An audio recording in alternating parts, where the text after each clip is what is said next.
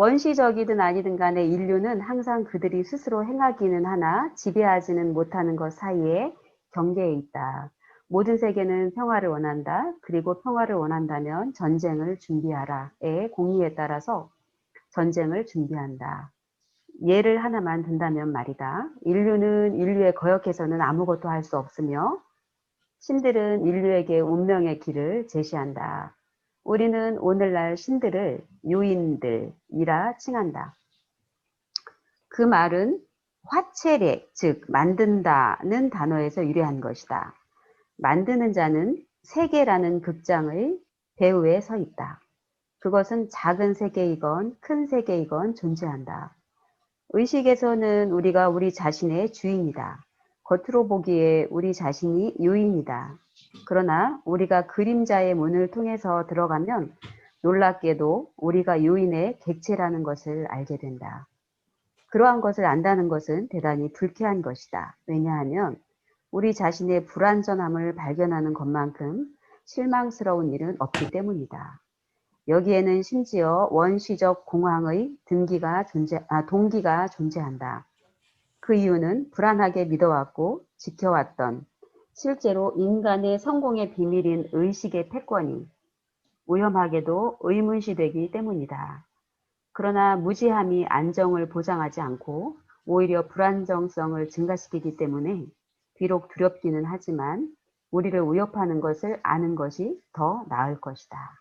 올바른 문제 제기는 이미 어떤 문제가 반쯤은 해결된 것을 뜻한다. 여하튼 우리는 이제 우리를 위협하는 가장 큰 위험이 정신적 반응을 예견할 수 없다는 데서 유래함을 안다. 그러므로 통찰력 있는 사람은 이미 오래전부터 어떤 외부 역사적 조건들이 다만 실제로 현 존재를 위협하는 위험에 대한 하나의 계기일 뿐이라는 사실을 이해하고 있었다. 다시 말해 정치, 사회적 망상은 인과적으로 외부적 조건의 필연적 결과로서가 아니라 무의식의 결정으로서 이루어지고 있는 것이다. 이러한 문제 제기는 이 부분이 조금 잘 보셔야 돼요. 우리가 우리의 주인인 것처럼 느끼죠. 의식 속에서는. 그러니까 정신분석적으로 얘기하면 우리가 이고가 있어서 이고가 모든 것을 결정하는 것처럼 느낀다는 얘기죠. 근데 어느 경우에 깊이 들어가면 우리 무의식의 세계에 들어가면 우리가 결정하고 있는 게 아니라는 걸 이해를 하죠. 그러니까 이 우리라는 개념을 나라는 개념을 이고라고 했을 때 얘기예요. 나를 셀프라고 한다면 또 개념은 달라지죠. 내 무의식까지를 포함한 통합적인 나라고 한다고 하면 그것도 나일 수도 있죠. 그래서 우리가 언어에 속아서는 안 돼요. 굉장히 다양한 단어를 쓰고 있기 때문에 마치 여기서 팩터라고 하는 용어를 쓰고 있는데 요인이라고 하는 것, 어떤 인과에서의 어떤 인과관계가 있다고 한다면 그 원인을 제공하는 것, 어떤 생각이라도 그 생각의 주인이 누구냐 하는 얘기를 하고 있는 거죠. 근데 내가 스스로 의식적으로 생각한 것이 아닌 것들이 생겨나고 거기에 따라서 영향을 받는다고 하는 것은 어떤 면은 굉장히 두려운 일이기도 하죠. 내가 결정한 게 아니고 누군가가 나를 끌어들여서 어떤 일들이 진행된다는 얘기죠. 그럼 그 누군가가 누구냐 할 때 이걸 그 이름 붙이기마다 다른 거죠. 이게 unconscious, 그냥 무의식이라고 요즘 현대인들은 과학적인 용어를 쓰고 가치 중립적인 얘기를 쓰고 무의식이 내가 모르는 거다. 근데 사실 그건 아무것도 디파인한 게 아니죠.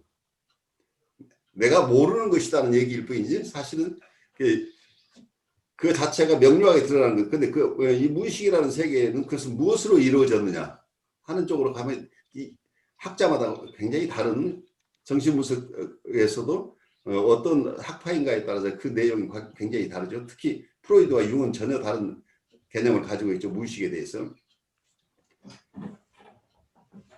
그래서 여기 마지막에 나오는 부분도 우리가 어쨌든 의식인 자를 불교에서는 이 의식자라고 융이 얘기하고 있는 부분을 어떤 면에서는 아상이라고 얘기를 하죠.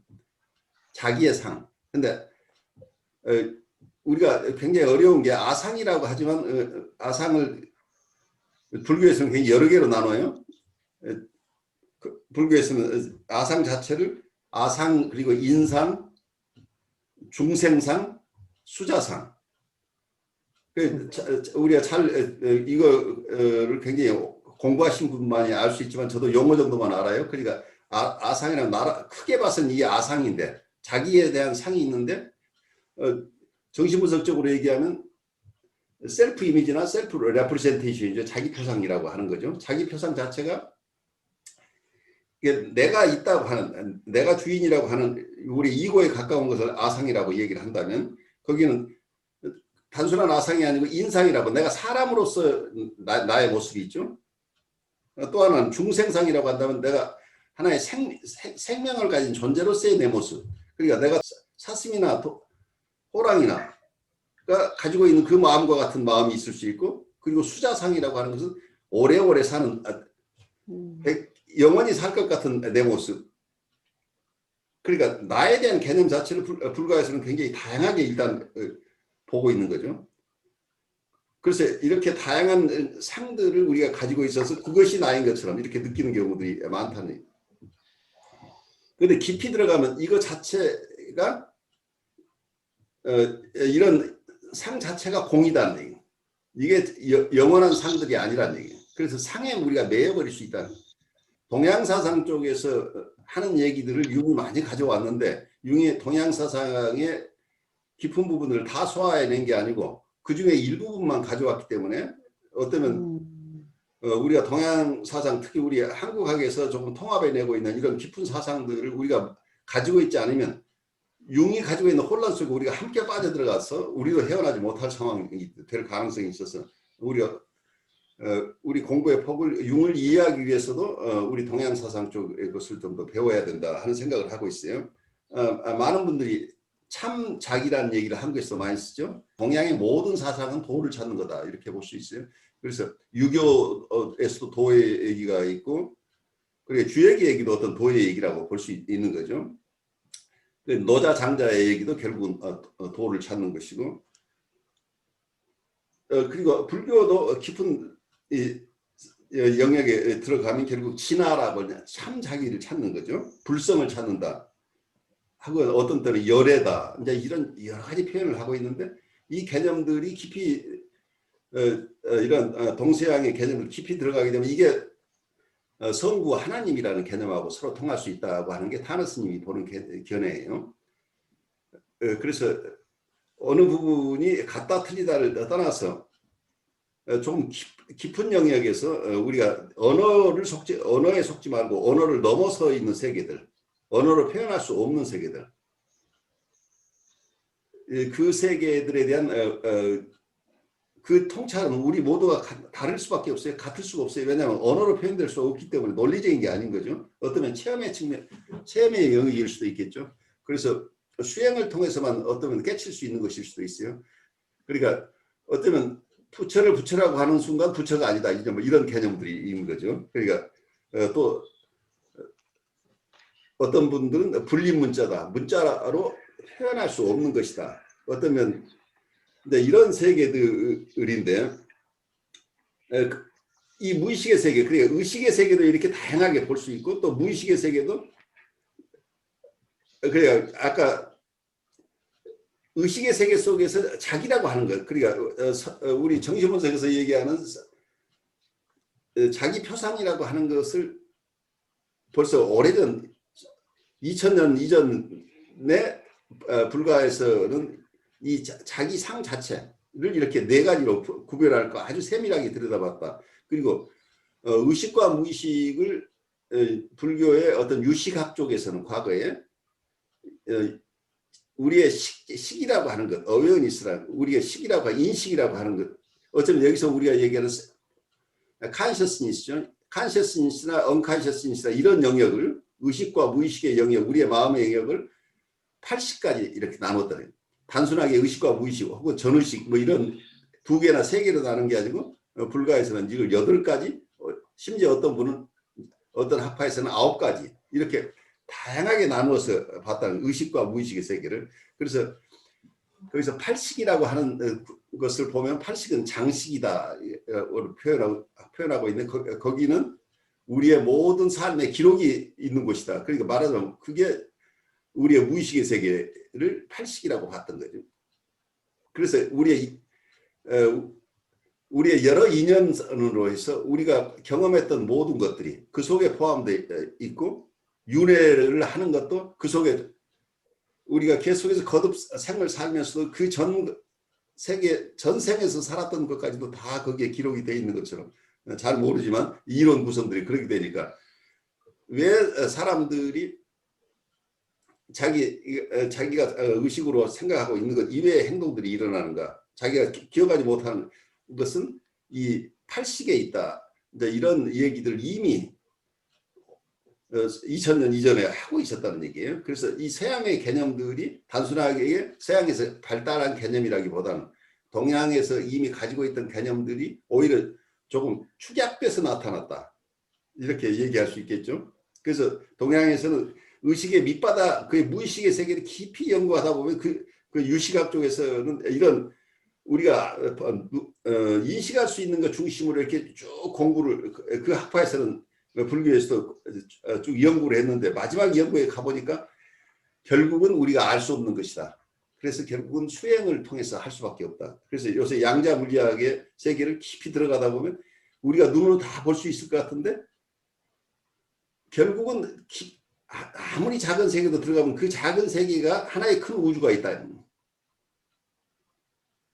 우리가 가장 작다고 하는 것이 그 속에 또 새로운 우주가 포함되어 있어서, 그걸 아무리 정밀하게 파고들어도 더 이상 우리가 또 다른 우주를 만난다. 이런, 그래, 인간이 알 수 있는 영역의 한계. 서구에서는 우리가 잘 연구하기만 하면 다 알 수 있을 것 같은데, 우리가 알 수 없는 영역이 있다. 그래서 어떤 양자 물리학의 세계도 깊이 들어가면 마지막에는 인과관계가 잘 통하지 않는 게 거기는 확률의 세계밖에 없다. 이 확률의 세계는 이미 직접적인 인과관계가 벗어난 거라는. 그래서 결국 우리가 알 수 없는 세계라는 얘기를 굉장히 과학적인 얘기처럼 하고 있는 게, 확률의 세계라고 하는 게 사실은 실패했다는 얘기잖아요. 알 수 없다는 얘기잖아요. 그래서 가장 깊이 연구해 가서 양자 물리학을 깊이 들어가면 들어갈수록 우리가 알 수 없는 영역이 나온다는 얘기죠. 그래서 마찬가지로 우리가 우주를 지금 탐색하고 있는데, 우주를 지금까지 봤던 몇십 광년, 몇백 광년 얘기들이 직접 우리가 로켓을 발사해서 인공위성이 별나라를 탐색하면 할수록 세계는 계속 넓어지고 있죠. 그래서 아무리 가도 끝을 만날 수 없다. 광대무변하다.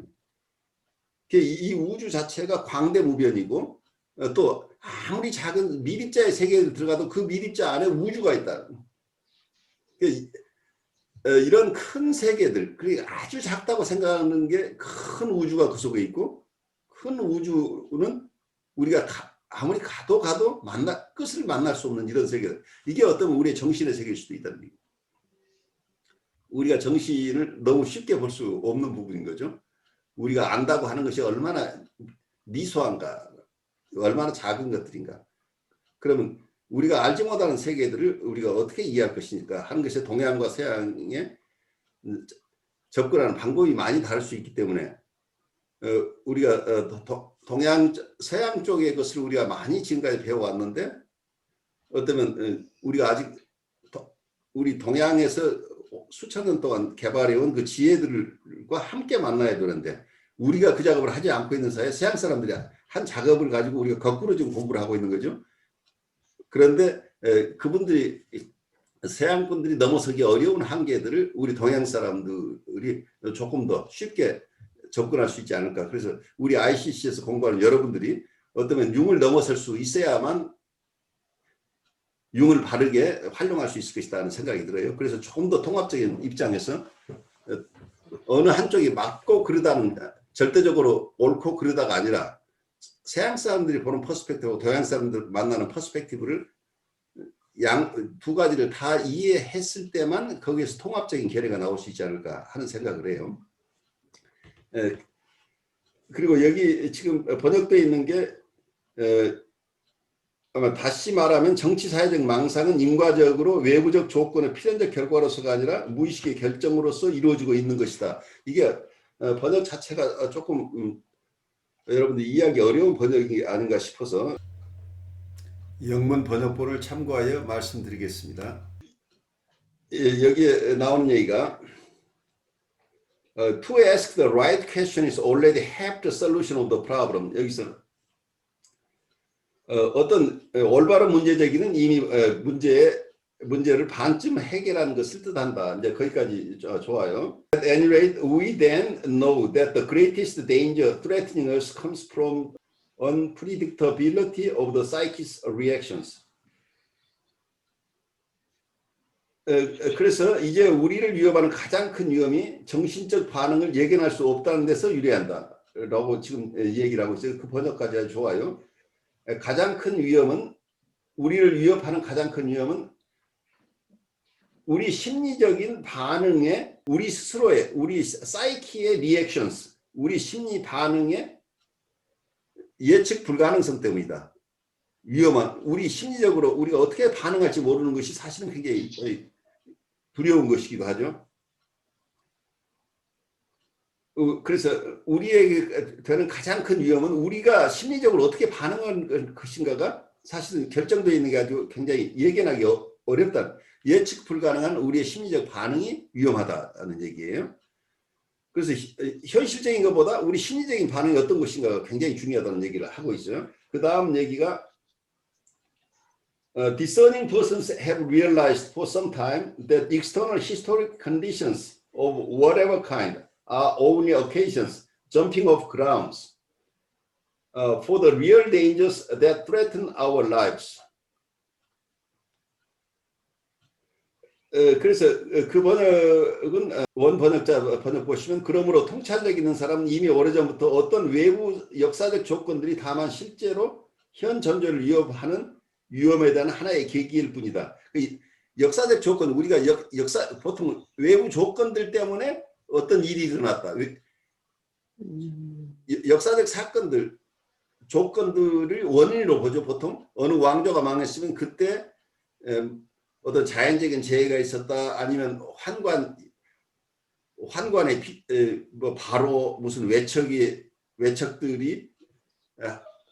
권력을 휘둘렀다, 여러 가지 원인들을 얘기를 하고 있는데, 그 역사적인 외부적으로 주어진 조건들이 결정 원인이라고 생각을 하고 있는데, 그렇게 생각하는 것 자체가 조금 지나칠 수 있다는 얘기를 하고 있어요. These are the present political, social, delusional systems. 지금 이렇게 역사적이거나 외부적인 조건들이 원인이라고 보는 것이 현재의 정치 사회적 망상이라고 보고 있어요. 이렇게 이해하는 것. 외부 조건이 역사를 결정한다고 하는 것 자체가, 그것이 지금 우리가 믿고 있는 사회 정치적 망상이다. 망상 시스템이다. 모든 것이 외부적인 조건에 의해서 결정된다. 이것은 그 다음의 결론 부분에서는 we should not regard them causally as necessary consequences of external conditions. But as decisions precipitated by the collective unconscious. 여기서 this라는 용어를 번역을 영어에서 한다면, 여기서는 위험이라고 봐야 돼. 그 위험한 것은 무엇이냐면, 그 위험성 자체는 먼저 we should not regard them이라고 하는데, them은 아까 얘기했던 역사적인 외부적 역사적인 조건 자체를 이게 인과적으로 볼 부분은 아니다. 실제 일어나는 사건과 조건들이 바로 인과적으로 연결된다. 그 원인 관계를 그렇게 보아서는 안 되고,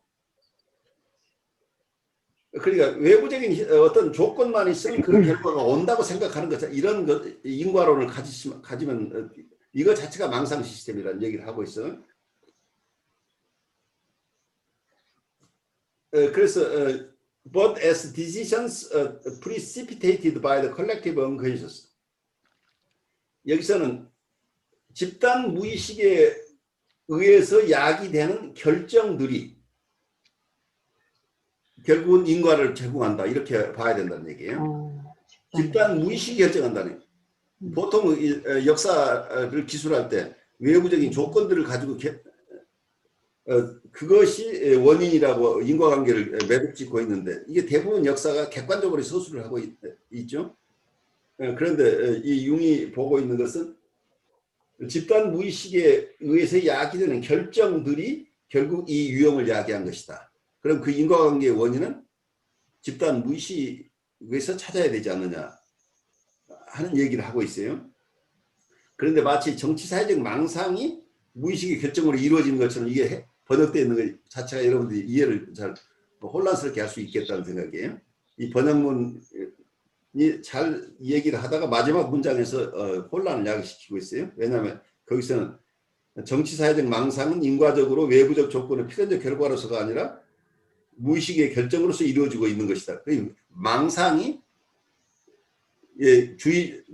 주어를 망상으로 해서 문제가 된 거예요. 그 위험이 우리가 겪는 어떤 위험이라고 하는 것은 결국은 외부적인 조건이 가장 큰 원인이 되는 게 아니고 결정적인 요인, 원인 자체는 무의식의 결정이 이게 위험하다는 얘기죠. 집단 무의식에 의해서 어떤 결정이 이루어질 때 그 역사 사회적인 조건이 필연적인 조건이 아니라는 그것 때문에 일어난 게 아니고 집단적인 무의식의 표현이 어떤 쪽으로 일어나느냐에 따라서 큰 결과들이 온다는 얘기죠. 그 결과를 이 집단 무의식과 분리시켜서 이해하는 것은 너무 단순하게 이해하는 것이다. 이런 얘기를 지금 융이 하고 있는 거죠. 조금 납득이 가시나요? 그러니까 네네. 말하자면 우리 미국에서 일어났던 일, 한국에서 일어나고 있는 여러 가지 것들도 우리가 지금 이러이러한 상황 때문에 이렇게 일어나느냐 그거보다는 집단 심리들, 집단 무의식과 어쩌면 집단 무의식뿐만 아니라 또 좀 더 깊이 보면 집단 무의식, 집단 의식화되어 있는 것도 있어요. 집단 무의식에서 시작하지만 또 집단 의식으로 된 부분들. 그래서 집단 의식이나 무의식과 연계돼서 사회 현상을 이해하지 않고 단순히 주어진 조건들만 가지고 이해하는 것은 현실을 제대로 보지 못하는 것이 아니냐 하는 얘기를 할 수 있겠죠. 이러한 문제 제기는 새로운 것이다. 왜냐하면 우리 이전의 모든 시대는 어떤 형태로든 신들을 믿었기 때문이다. 신을 정신적 요인, 즉 무의식의 원형으로 재발견하기 위해서는 유례가 없는 상징성의 빈곤을 필요로 했다. 이 발견은 우선은 아직 믿기 어려운 것이다. 확신을 갖기 위해서는 신학자의 꿈에서 대충 묘사된 그러한 경험을 필요로 한다. 그러고 나서야만 물 위에 있는 정신의 독자성이 체험된다. 별들이 하늘에서 떨어지고 우리의 최고의 상징들이 퇴색한 이래 무의식에서는 비밀스러운 삶이 지배하고 있다. 오늘날 우리는 심리학이 있기 때문에 무의식에 관해서 말한다. 그러나 상징을 지닌 어떤 문화권이나 어떤 시대에서는 이 모든 것들이 필요 없을 것이다. 왜냐하면 상징들은 위에 있는 정신이기 때문이며 그때는 정신 또한 위에 있다. 그러므로 그러한 사람들에게는 방해받지 않는 조용한 자연이 지배하는 것 말고는 아무것도 들어있지 않은 무의식을 체험하거나 탐색하는 것은 어리석고 의미 없는 일일 것이다. 그러나 우리의 무의식은 활력이 있는 물, 즉 자연 그대로가 되어버린 정신을 지니고 있다. 그래서 무의식이 교란되는 것이다. 하늘은 우리에게 물리적인 우주 공간이 되어버렸고 신의 천상계는 한때 있었던 그 옛날의 아름다운 추억이 되어버렸다. 우리의 심장은 그러나 뜨겁게 타오르고 은밀한 불안은 존재의 뿌리를 갉아먹는다. 빌루스파와 함께 우리는 이렇게 물어야 할 것이다. 광대의 머리를 하고 보다는 게르만 신화의 주신이랍니다. 보다는 무엇을 웅얼거리는가? 샘물은 이미 끓고 있다. 무의식에 몰두하는 것은 우리에게 매우 중요한 문제다. 문제는 정신적 존재인가 아니면 비존재인가 하는 것이다. 앞에서 언급한 꿈에 암시된 것과 같은 경험을 겪은 사람들은 모두 물속 깊숙한 곳에 보물이 있다는 것을 알고 있으므로 그것을 끌어올리려고 시도할 것이다. 그들이 누구인가를 잊어서는 안 되기 때문에 어떤 경우에도 결코 의식을 잃어서는 안 된다. 따라서 그들은 자신들의 입장을 땅 위에 굳건히 세울 것이며 비유를 계속해보자면 물속에서 헤엄치고 있는 것들을 낚시와 그물로 잡는 고기잡이가 될 것이다. 고기잡이가 무엇을 하는가를 이해하지 못하는 순수한 멍청이와 순수하지 않은 멍청이가 있다면 후자는 그들이 하는 일의 세속적 의미에 대해서 헷갈리지는 않을 것이다. 왜냐하면 그들의 수작업의 상징은 성배가 주는 시들지 않는 메시지보다도 수색이나 더 오래되었기 때문이다. 그러나 모든 사람이 다 고기잡이는 아니다. 이 형상은 때때로 그들의 본능적인 전 단계에 머물러 있고 이때 그것은 수달이다.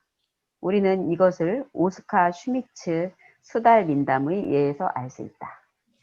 물속을 들여다본 자는 자기 자신의 상을 본다. 그러나 그 뒤에 곧 살아있는 존재가 나타난다.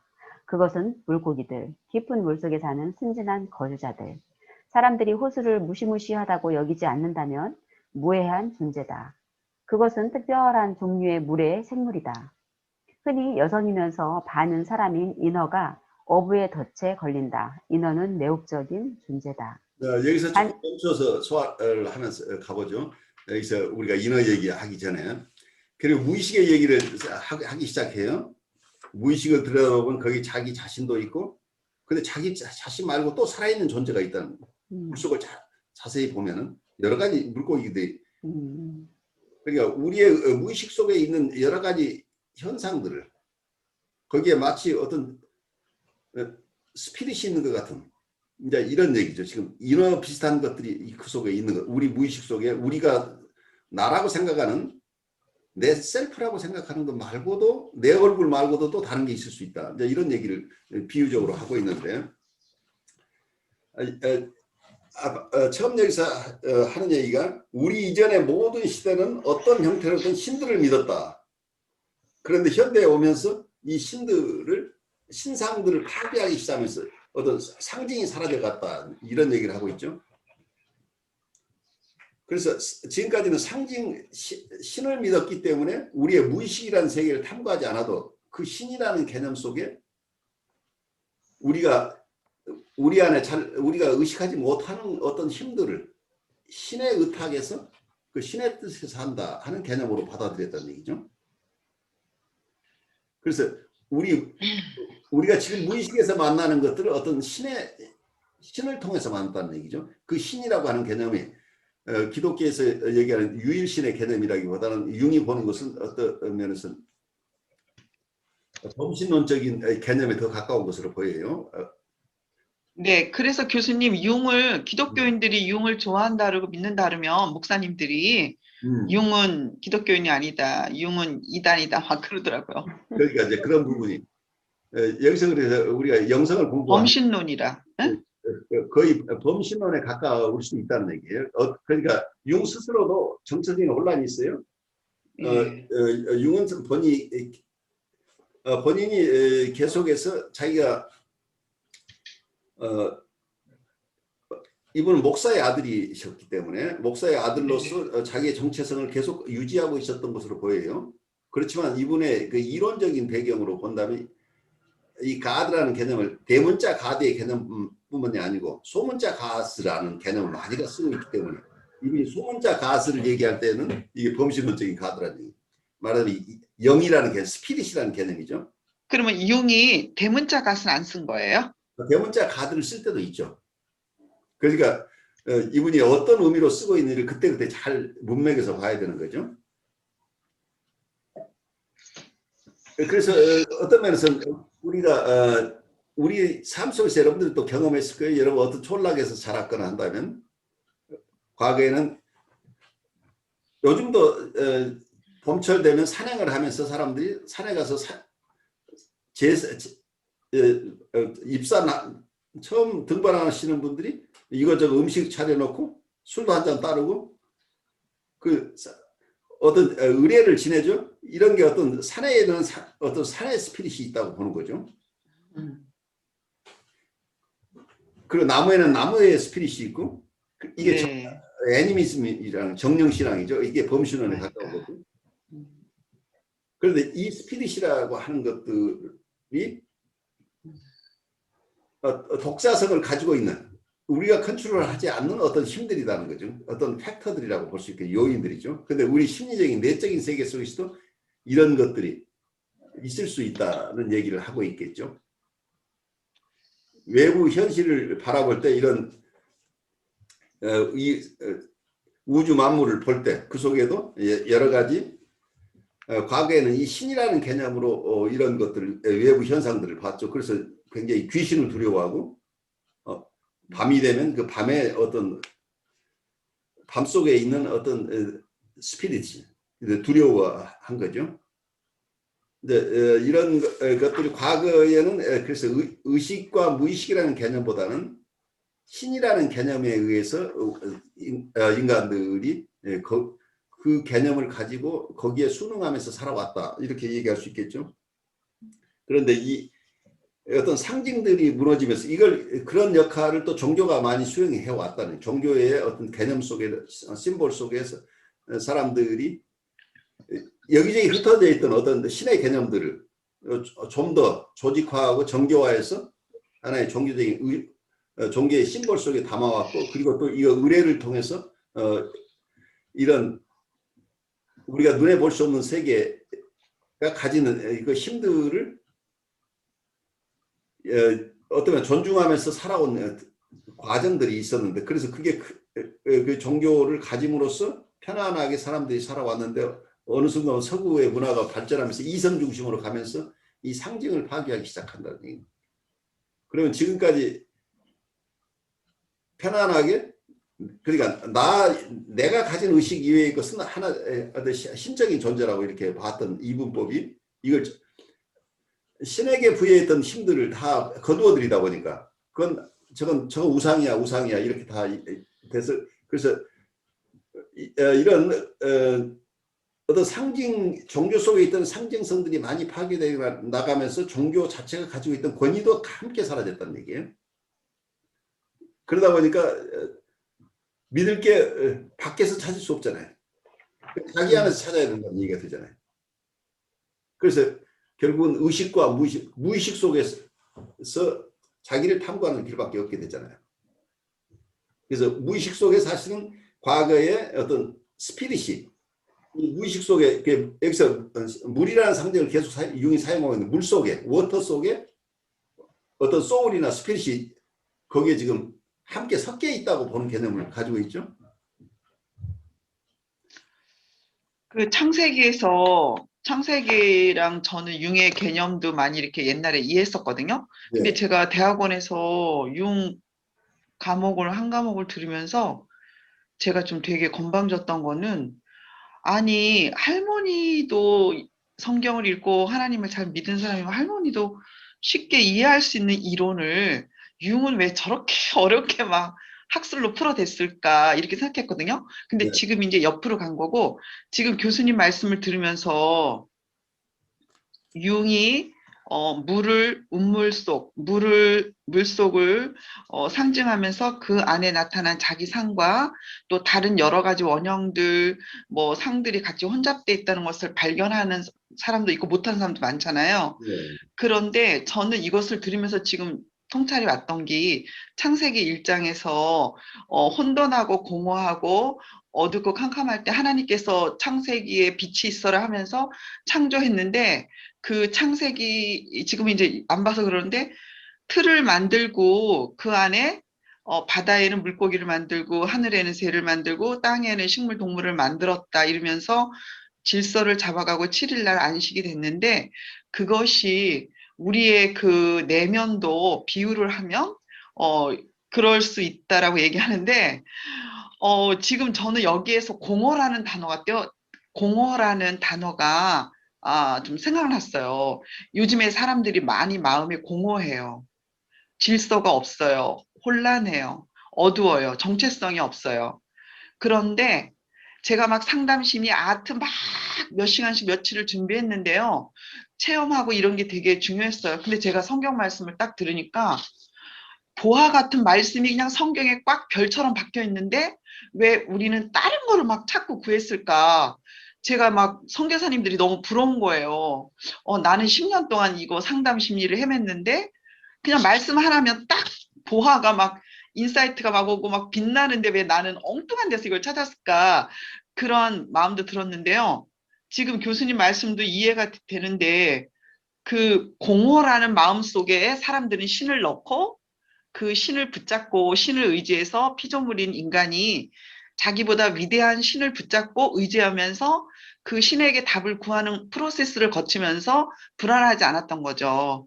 그리고 뭔가 행운을 바라고 신이 복을 줄 거라는 복의 사상이 오면서 인간은 그 피조물의 한계를 극복하면서 버텨왔던 거죠. 그런데 과학이 발전하고 이성이 대두되다 보니까 이게 찌그러진 거예요. 음과 양이 안 되고 그러다 보니까 지금 교수님 말씀이 상징을 파괴하니까 붙잡을 게 없는 거예요. 교수님이나 이제 또 특별한 사람들은 딱 깨쳐서 이게 되지만 일반인들에게는 지금 너무 정체성이라든지 이게 혼란해요. 그래서 지금 굉장히 중요한 말씀하신 것 같아요. 상징을 깨부셨는데 결국 인간은 자기를 잃어버리는 거야. 신을 잃어버리게 되는 거예요.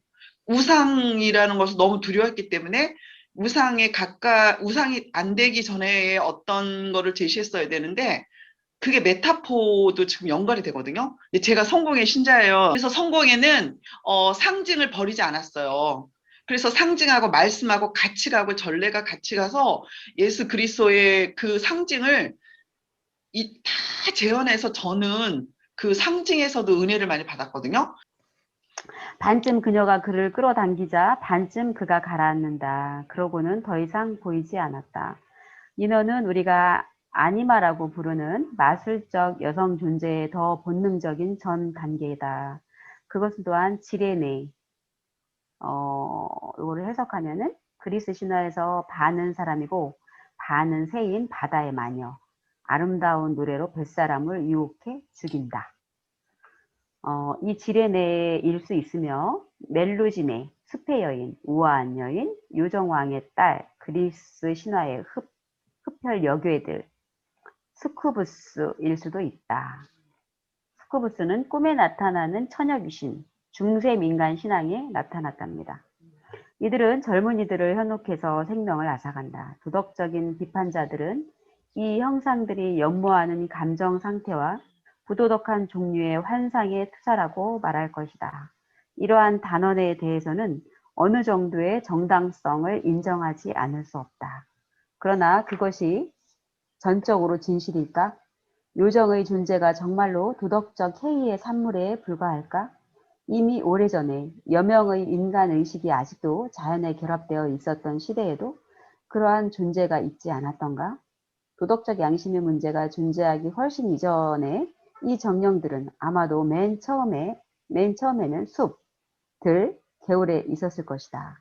게다가 그들은 마찬가지로 두려움의 대상이었으므로 그들의 다소 기이한 성애적인 태도들은 다만 상대적인 특징일 뿐이다. 당시의 의식은 훨씬 더 단순했고 의식이 점유하고 있는 부분은 매우 작았다. 우리가 오늘날 우리 고유의 정신적 본질의 구성 요소라고 느끼는 것 가운데서 무한히 많은 것이 원시인들에게는 곧잘 투사되어 그들을 넓은 들판에서 활발히 돌아다니게 한다. 투사라는 단어는 원래 적합한 말이 아니다. 왜냐하면 마음으로부터 밖으로 던져진 것은 아무것도 없고 오히려 정신은 일련의 함입 활동을 통해 오늘날 우리가 알고 있는 것과 같이 더 복잡하게 되어버린 것이다. 정신의 복잡함은 자연의 탈정 신화에 비례하여 심화되어 왔다. 이게 탈정령화라고 얘기를 하면 어떨까 싶어요. 탈정령. 스피릿이란 말을 정령이라고 표현하면 오히려 낫지 않을까 싶어요. 탈정령화. 오늘날 성적 환상으로 보이는 잠깐만 설명을 드릴게요. 왜 제가 그렇게 보느냐면 여기서 프로젝션이란 말하고 인트로젝션이란 말을 가져왔어요. 이분은 정신분석의 개념을 또 여기서 가져왔어요. 우리가 보통 정신분석에서 투사라는 용어를 많이 쓰고 있는데 투사라는 말을 어쩌면 적합하지 않을 수 있다는 의문을 제기하고 있죠. 우리가 원래 가지고 있는 걸 밖으로 투사한 게 아니다는 개념을 여기서 보여주고 있어요. 투사를 한다고 하는 건 내가 가지고 있는 것이 밖으로 나가는데 그럼 여기서는 융이 얘기하기는 the psyche has attained its present complexity by a series of acts of introjection. 어쩌면 우리의 지금 우리의 정신, 우리의 심리가 여러 가지 복합적인데 이 복합적인 것은 외부에 있는 것을 내사함으로써 이루어졌다, 오히려. 그게 정신분석적인 얘기예요. 인트로젝션이라는 게 함입이라고 표현하고 있죠.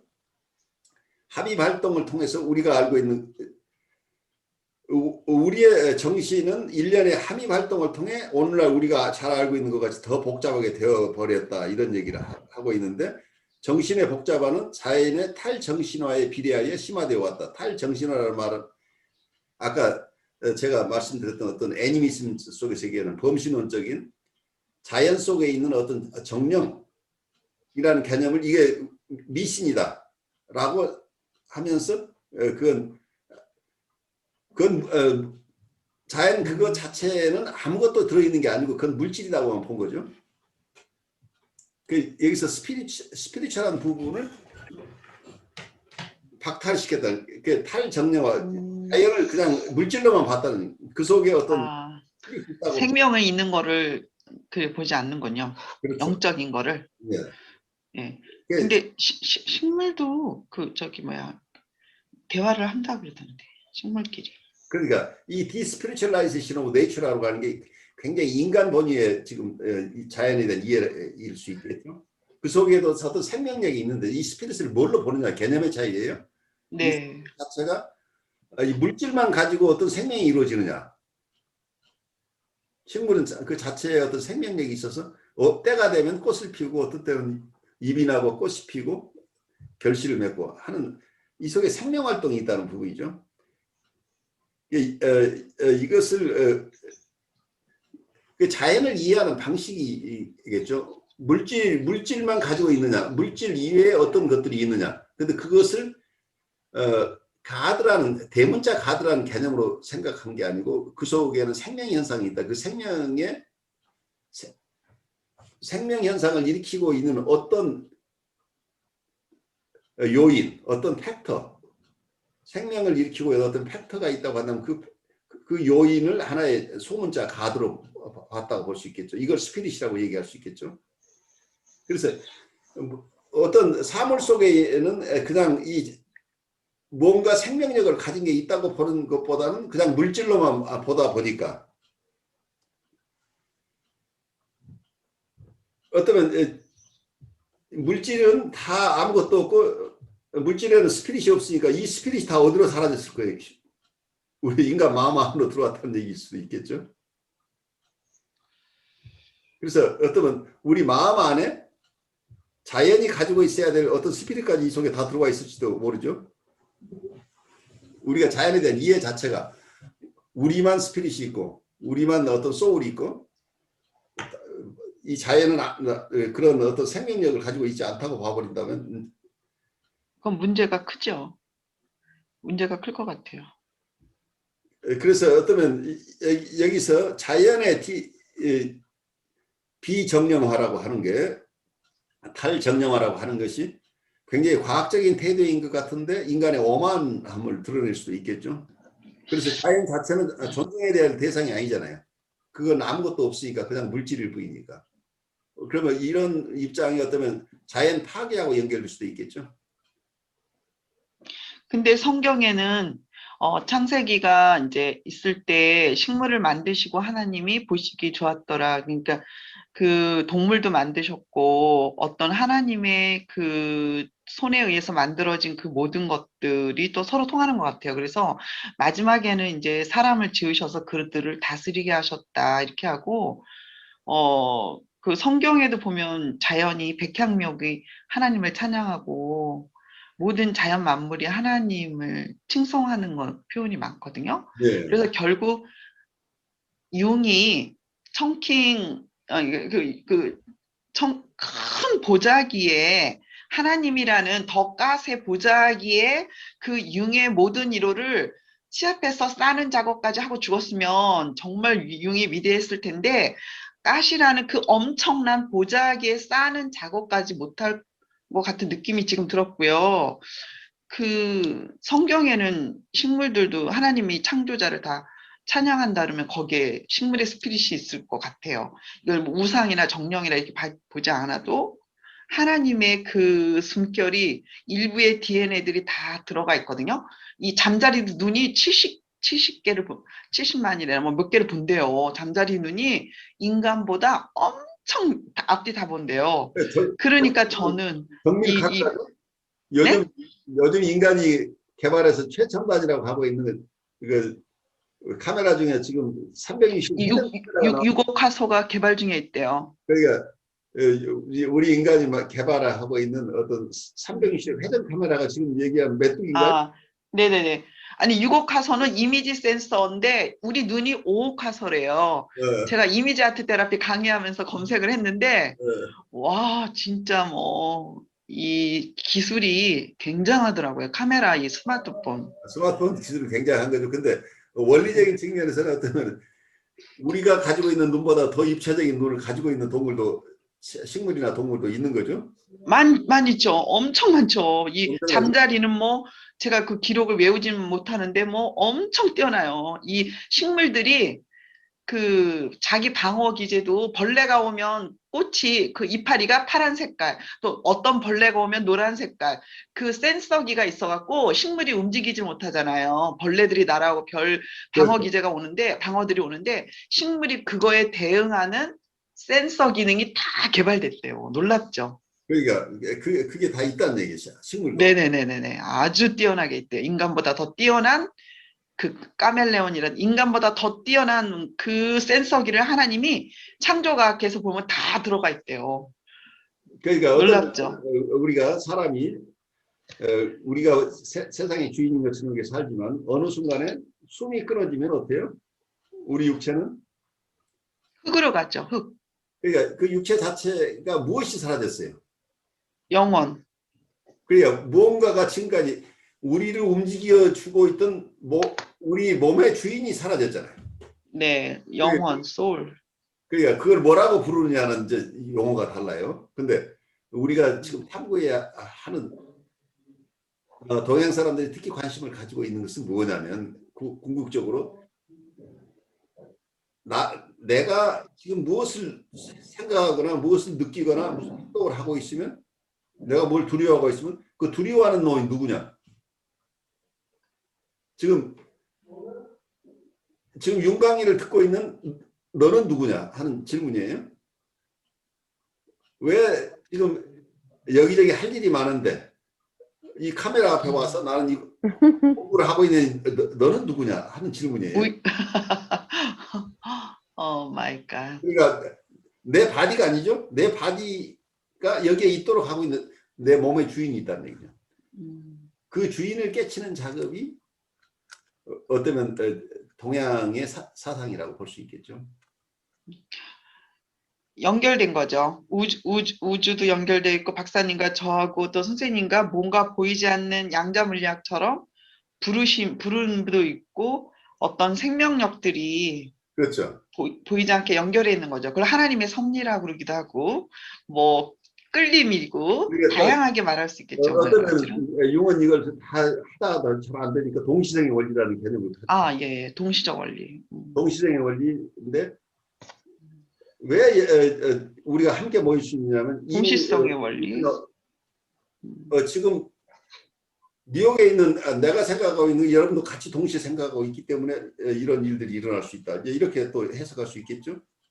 그래서 멀리 자식을 떠나보낸 부모가 어느 순간 갑자기 자식이 걱정이 돼서 전화했을 때 자식에게 무슨 일이 일어나고 있다는 것은 자식의 그 자녀가 가진 심리 상태와 동시에 어떤 프로세스가 그래 어느 한쪽에 정신활동이라고 하는 게 눈에 보이지 않지만 이 정신활동이 일어나면 반드시 전 세계가 영향을 받는다. 그러면 이걸 센싱할 수 있는 리셉터를 가진 대상이 있다고 한다면 이걸 즉각 알아차릴 수 있는 거죠. 그러니까 이건 빛의 자연과학자들 얘기해서는 빛의 속도 뭐 이런 것은 그냥 애기들 얘기라는 얘기예요. 말하자면 이게 꼭 빛이 어떤 속도에 의해서만 거리와 속도 그러니까 우주를 이해할 때 속도와 우리가 인간이 이해하는 건 시간과 장소죠. 시공을 통해서만 이해를 하니까 이런 걸 이해할 수 없는 거죠. 예, 멀리 예. 있는 그러니까 시공간을 뛰어넘은 4차원, 5차원, 7차원, 10차원의 세계를 우리 못 보니까 뭐 거죠. 11차원까지 있다 그래요. 그래서 사도 바울은 뭐 몇 층천까지 갔지만 우리를 초월한 하늘 위에 하늘 위에 하늘의 그 어떤 세계가 신성한 또 세계도 있고 그 세계가 이렇게 우리를 이끌고 있지 않을까라는 생각 들고 우리들이 우리의 삶을 어떻게 이해하느냐, 우리 인간의 마음을 어떻게 이해하느냐에 따라서 우리의 삶의 질은 굉장히 달라지죠. 그리고 달라지죠. 엄청 또 달라지죠. 달라지는 거죠. 그래서 어떤 우리의 정신의 세계를 이해한다는 그 영적인 세계도 함께 이해가 되는 거죠. 함께 이게 분리되는 것들이 아니니까. 그렇지만 순수하게 심리적인 것과 영적인 것을 구별해낼 수 있는 능력이 없으면 우리가 정신적으로 굉장히 위험해요. 우리가 옴니퍼넌스에 가버리면 그러니까 우리가 정신병동에 가는 것과 아주 훌륭한 도인이 되는 것은 종이 한 장 차이란 말이에요. 이 옴니퍼넌스로 잘못 가버리면. 그러니까 우리가 성부 하나님과 내가 하나가 된다고 하는 개념이 내가 건강하게 하나님을 닮아가는 과정으로 이렇게 잘 성장의 요인이 되기도 하지만 어떤 분은 이게 리얼리티 센스를 놓아버리고 하나님과 내가 하나님이라는 쪽으로 가버릴 가능성들이 항상 있어서 정신병동에 사람들이 넘쳐나는 거예요. 내가 예수다 그런 사람 많다면요. 그렇죠. 융은 융으로서 할 일을 한 거고 또 융이 한 작업을 넘어서는 작업들은 우리 각자에게 맡겨진 것들이죠. 그래서 누구도 똑같은 얘기를 할 수는 없어요. 각자 다른 얘기를 우리가 하지만 이게 각자의 체험 속에서 이게 뭐라고 할까요? 깨친다고 하는 어떤 체득이 돼야 된다는 거예요. 지식으로 알아서 되는 게 우리가 언어로 표현하는 것은 우리가 믿을 수 없다는 얘기예요. 왜냐하면 그 세계는 언어의 세계가 아니기 때문에 아무리 좋은 훌륭한 얘기를 해도 실제 체험이 실제 깨침이 함께 가지 않으면 그게 공허한 얘기가 되고 그거 자체가 이미 도움이 되지 않은 것일 수도 있다는 얘기예요. 그래서 어느 한 사람에게는 그런 설명이 굉장히 자기를 잘 드러내고 있지만 다른 사람은 그걸 그대로 갖다 쓸 수 없는 거예요. 사람이 다르기 때문에. 차원이 다르죠. 교수님, 네. 사람이 다르다라는 것은 또 영적 차원이 다르고 경험의 차원이 다르고 깨우침의 차원이 다른 거니까. 각각 다른 예, 거죠. 다른 거니까. 예. 천차만별이죠. 여기서. 우리가 내가 깨달은 방법을 당신도 해보세요라고 하는 것이 무모하다는 얘기예요. 그쵸. 에고일 수도 있죠. 또 그게. 오늘날 성적 환상으로 불리는 섬뜩한 느낌의 우아한 여인은 우리의 심적인 삶을 고통스러울 정도로 복잡하게 만든다. 그것은 인어처럼 우리에게 다가온다. 게다가 그것은 마치 꿈속의 처녀 귀신 수쿠부스와 같고 마녀처럼 다양한 형태로 변신하며 보편적인 원래 정신의 내용에는 당연히 걸맞지 않은 견디기 힘들 정도의 독립성을 보인다. 때때로 그것은 최고의 마법에 버금가는 매혹 또는 어떤 악령 현상도 능가할 수 없는 불안 상태를 일으킨다. 그것은 짓궂은 존재고 다양하게 변신하거나 변장하여 우리가 가는 길을 가로지르며 우리에게 온갖 장난을 치고 행복을 주거나 혹은 속임수, 우울이나 황홀, 자제 못하는 감정 등을 불러일으킨다. 이성적 함입의 상태에서도 인어는 그의 장난기 어린 본성을 벗어나지 않는다. 마녀는 사랑과 죽음의 더러운 묘약을 뒤섞는 일을 멈추지 않는다. 그러나 그녀의 마법의 독은 음모와 자기 기만으로 정제되어 비록 보이지는 않으나 그렇다고 그것이 오염하지 않는 것은 아니다. 제가 막 처음에 와갖고 막 왔다리 갔다리 얘기를 많이 했는데 어떤 느낌을 받으셨나요? 오늘은 네네네. 잘 들었습니다.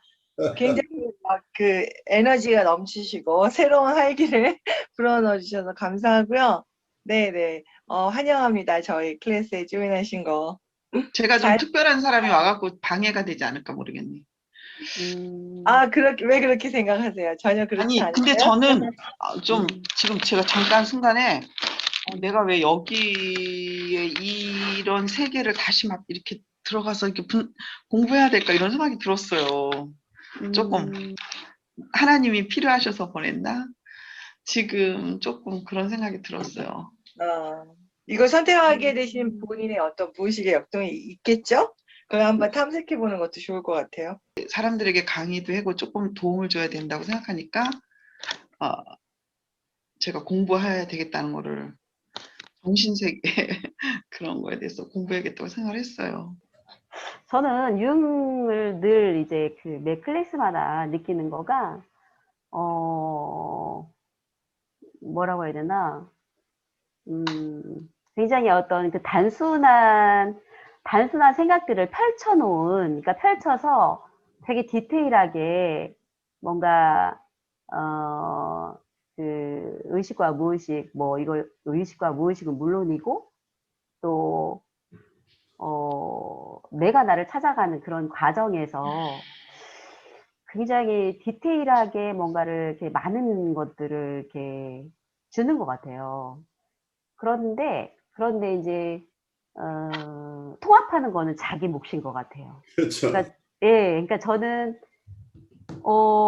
솔직히 이 이제 그 교과서를 보면은 되게 그 신화적인 부분도 많고 굉장히 이게 그 융이 알고 있는 지식들이 너무나 이렇게 방대하고 이제 그래서 뭐 용어나 이런 것들 이름 나오고 뭐 이렇게 하는 것들이 이제 있어서 그런 부분들은 조금 뭔가 매끈하게 넘어가지는 못하지만 그러나 이게 좀 융이 얘기하고자 하는 함의는 충분히 이해할 수 있는 것 같아요. 그래서 이제 아까도 교수님이 이제 장황하게 설명해 주신 어떤 그 정치 사회적 망상에 대해서 이제 설명을 해 주셨는데 그런 게 이제 그 역사적인 어떤 그 정치 사회적인 부분뿐만 아니라 그 개인적으로도 실은 우리가 어떤 일이 벌어질 때 보면은 외부에서 뭐 외부의 어떤 조건 때문에 외부의 어떤 팩트 때문에 뭔가 뭐 내 감정이 뒤집어지고 어떤 일이 벌어지고 이렇게 하는 것 같지만 실은 내 안에 있는 것들이 실은 자극되는 거잖아요. 예를 들면 내가 불이 있는데 외부에서 단지 딱 이렇게 점화를 시켜주는 것 뿐이잖아요. 그런 거를 있었던 거죠.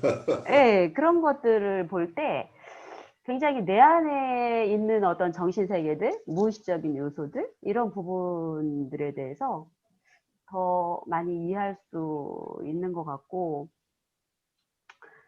그러니까 저는 이제 유흥과 또 교수님께서 이렇게 또 여러 가지 아까 이제 불교에서도 아상, 뭐 인상, 수자상, 뭐 여러 가지 이렇게 설명을 해주셨는데, 어떤 이런 그 통하는 부분들. 그래서 이제 아까 우리 서 선생님이 이게 우리가 여기 있는 거가 또 하나님의 섭리이고 또 어떤 이렇게 이제 표현을 하셨잖아요. 여러 가지로. 그런데 이제 또 불교에서는 이거를 또 뭐라고 그러죠?